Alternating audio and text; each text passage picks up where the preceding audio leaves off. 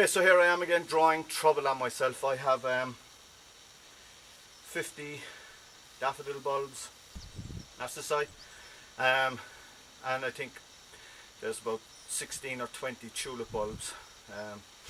So I just want to make a little popping spring garden. So I'm just going to clear this, toss everything upside down, pull out some of the perennial weeds. The rest can be pulled at a later stage. It's just this little area, so I'm not too concerned. We'll get going.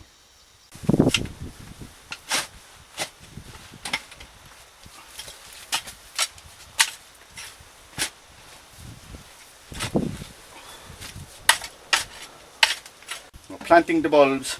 This is where the vegetable grower has a bit of a laugh at the ornamental grower, because the vegetable grower is looking at you putting your tulip and your daffodil bulbs 3-4 inches into the ground, and he's thinking my garlic's only going 1.5 inches. But this is the beauty of a complete gardener, somebody that gardens all different aspects and doesn't just concentrate on one particular part. Not that there's anything wrong with that. I try to do all different aspects. So this little spring garden is obviously being flanked by a little beach hedge and little taxus on the left. I don't know if you can see that or not.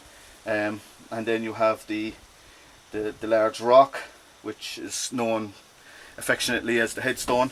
And then I have, just in case you can't see it, I'll show you. It's a little font, a water font.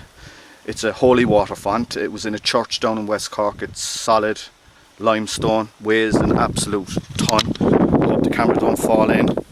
But so it would have been filled, it would have been inside in the church, filled with holy water, and people would have dipped their hands in on the way in and on the way out, bless themselves. So that's the story with that. Hundreds of years old.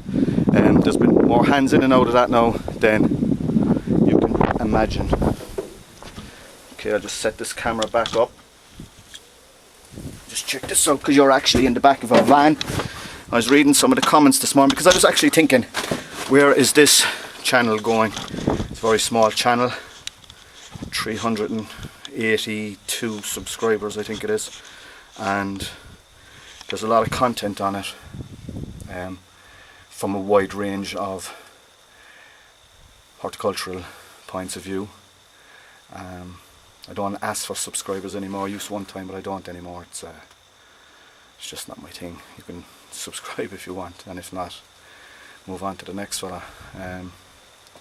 But I was reading through some of the comments, and one guy gave out to me. He said that your videos are good, but your camera work is basically brutal. So I have you inside in the back of a van, just in case you haven't been in the back of a van before. I have the doors protecting you from the wind, and I'm going to dig this little piece of ground here now. It's never been dug before. There's a lot of stone in there.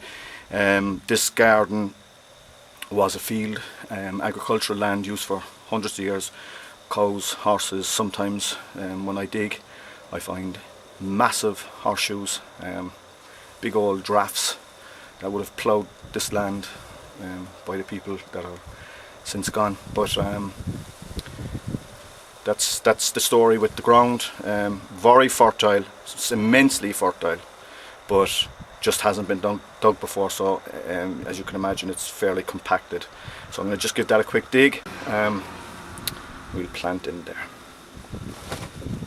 So the reason that's known as the headstone isn't because it looks like one. It's because 50 feet to my left, when I was digging out a gate post, I came across a load of hip bones belonged to cows. So I'd say that was a little graveyard over there at one stage. And that would have been the people of old burying. If you're digging with a fork and you come across a stone, don't dog it. Just take the fork back out and go in somewhere else, because that might sound very common sense, but there's so many forks going around with than you can imagine. Just slide the fork in and only go in that. Rubble. Plastic don't belong filling up in the garden because it doesn't go nowhere anytime quick. Plastic will stay in your garden for a long, long time. Now that said, there is some study out there saying the mangrove trees are tearing down polyethylene in like 5 years. But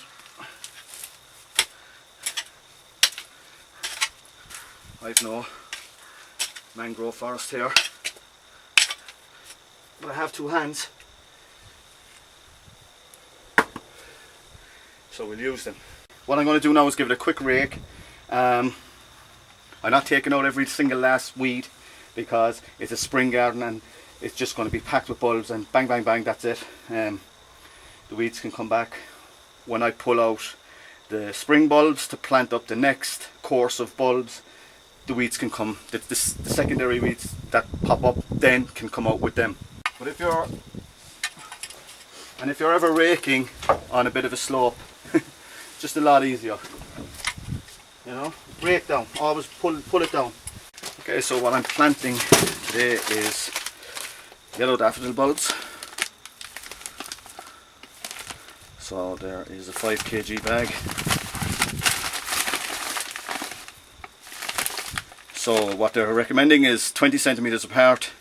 Flowering height will be 35 to 40 centimeters, and they'll flower in February, April. It's harmful to eat them. We'll plant them in drifts, and we'll plant some tulip bulbs, and they'll break up the yellow submarine, the yellow look.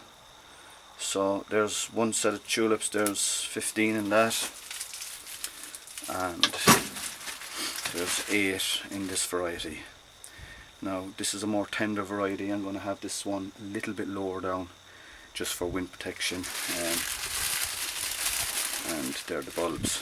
Now, before I get started, just to show you,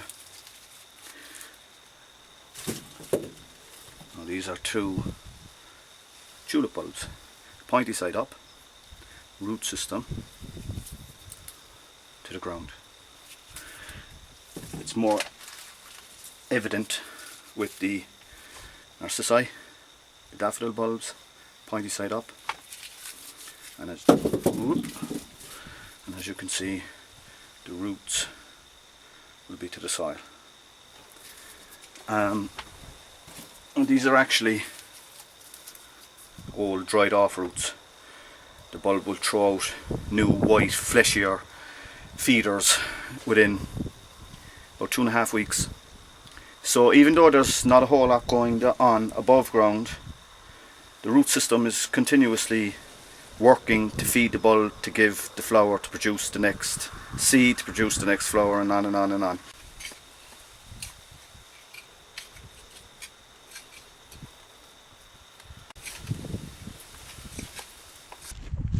And now, amongst them, we will plant one. Here, this stone, that's the first grid that I done, and now I basically draw a line in the sand and we'll do the next grid, and this time we'll have 2 tulip bulbs, the next grid 4, 5.